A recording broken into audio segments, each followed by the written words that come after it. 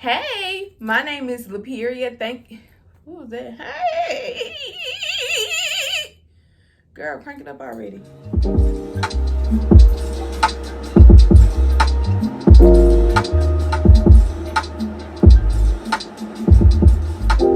Hey, my name is Laperia, and today I'm going to be talking about the 5 steps to creating your budget. If you are interested in watching this video, please stay tuned. Your first step is going to be to calculate your monthly income.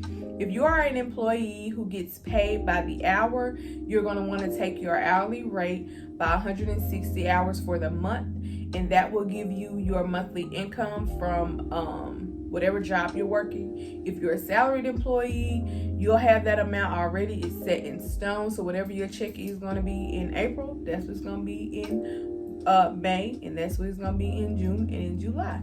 It's just going to depend on what kind of employee you are and how you're getting paid. Now, if you have, a part-time job, if you are an entrepreneur, shout out to you. Whatever you're doing to create a second source of income, however that looks for you, you are going to want to include that into your monthly income, because if it's coming in, we already know somewhere it's going out, honey. So first, like I said, you need to calculate your monthly income, however that's going to look for you. If you only work one full-time job or one part-time job, or full-time and a part-time, one full-time, 2 part-times, a side hustle, honey. Whatever you're doing, calculate it on up for the month and put it in the budget. After you get that amount, you need to calculate your monthly fixed expenses. If that's rent, if that's your mortgage, you need to put that in there. Gas, car notes, insurance, things that you can't skip on, things that you have to pay for every month. You gonna have to pay for gas if you going to work. Ain't no other way for you to get there. Or if you are using public transportation and you have a Metro card or something like that, you Ubering to work every day, you need to calculate that monthly expense in there so you know how much you're spending out. Things that you cannot do without. Groceries, okay, honey? Your utilities, your lights, your water, your gas, those are going to be your fixed monthly expenses. And I know every month your light may vary. If it's cold outside, it's gonna vary. If it's hot outside, if you have guests coming over and they're using up your shower, honey, your water bill may go up. But come to a rough estimate of this is what it should be, okay? So that's how you're going to calculate your monthly fixed expenses. After you do that, you have your monthly income, you have your fixed expenses. Now, are you planning to save this month? If so, what is your saving goal? What is your financial goal? Are you doing a saving challenge where you only live off a certain percentage of your income for a certain part of the month?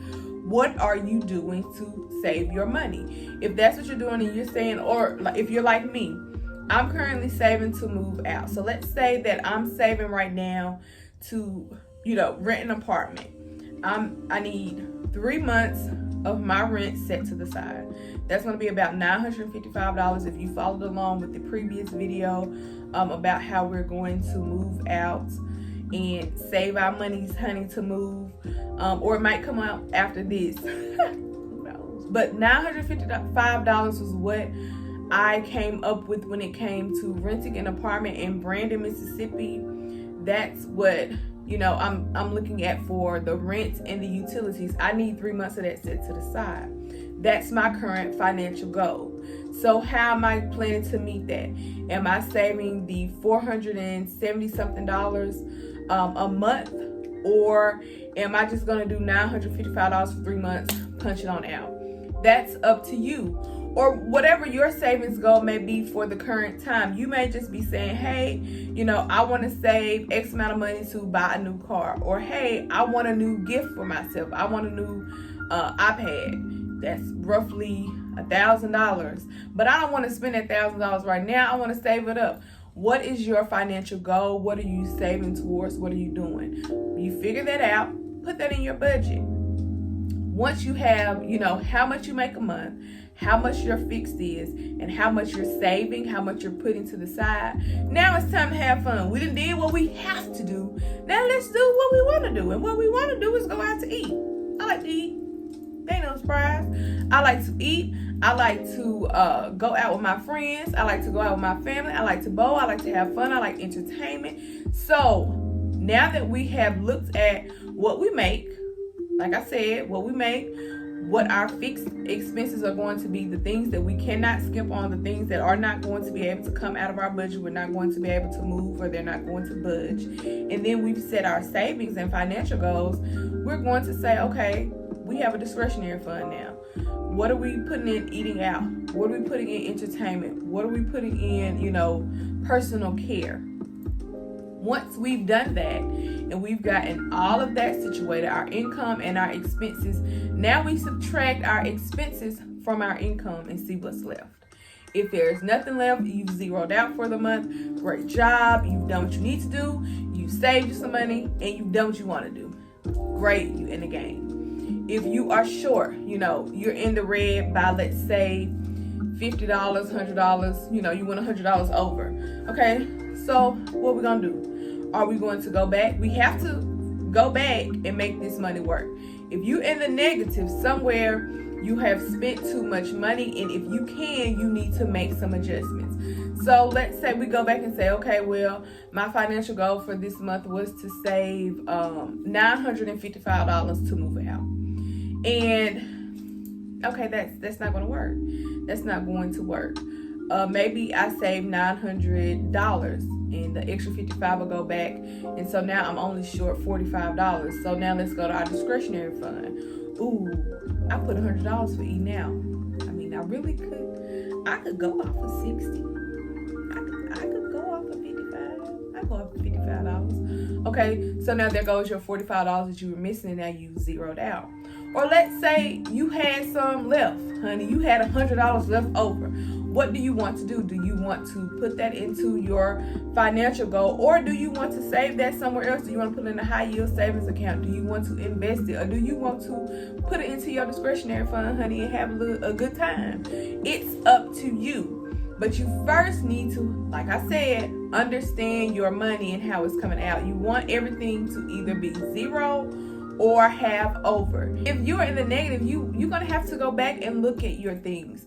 Do you not have enough money to do your discretionaries? Maybe you said that you were gonna get your feet done, your nails done, your eyebrows done, you're gonna get a full body wax, you're gonna go out to eat, you're gonna go out with your friends, you're gonna blow some money here, you're gonna blow some money there. You may have to scale back on where you were gonna spend your money at, or how you wanna spend your money, until you can reach your financial goal. Or you say, you know what, my financial goal, maybe it's too overzealous. Maybe I need to not try to save all of the money maybe I don't need to try to save that much money in 3 months. Maybe I need to stretch it out to 4 months, or maybe I need to stretch it out to 5 months so that it still fits within my budget and I can still do what I have to do. That's just going to be up to you, but you do need to make sure that your expenses don't exceed your income, because if your expenses exceed your income, you're not going to have anything left over. You're going to be in the negative somewhere. Something is going to fall through the cracks. So those are the 5 steps to creating your budget. Keyword, your budget. I may say I can save $955 a month for 3 months. I may say that. Psych. But I may say I can save that money in 3 months. I can have X at the end. And that's how I'm going to do it. You may need to do it for 4 months. You may need to do it for 5 months. Or I'm living in Mississippi, $955 for rent for a month. That may be like, what to you? You may be having to do $1,200 a month for rent, or $1,500 a month for rent. So you're going to have to look at what you can do and how you can do it. But the main things that you need to understand is, first, you need to calculate your monthly income, whether it be from like I said, your full-time, part-time, entrepreneurship, your side hustle, honey, your sugar daddy, whoever it's from. Calculate your monthly income. Calculate your monthly expenses. Put your savings goal in there, and then calculate your discretionary fund. your fund money, honey. And once you've calculated your expenses, subtract your expenses from your income and go from there. Another tip is to try not to let your discretionary fund exceed your monthly fixed expenses. Please try not to let your fund money exceed your have to do money. And if it does and you're in the negative, you may want to you're going to have to cut back on some of your funds to make sure that you're taking care of all of your necessary expenses, okay? I hope that you enjoyed this video. If you did, give it a thumbs up, comment down below, and subscribe. Thank you guys so much for watching. See you next time.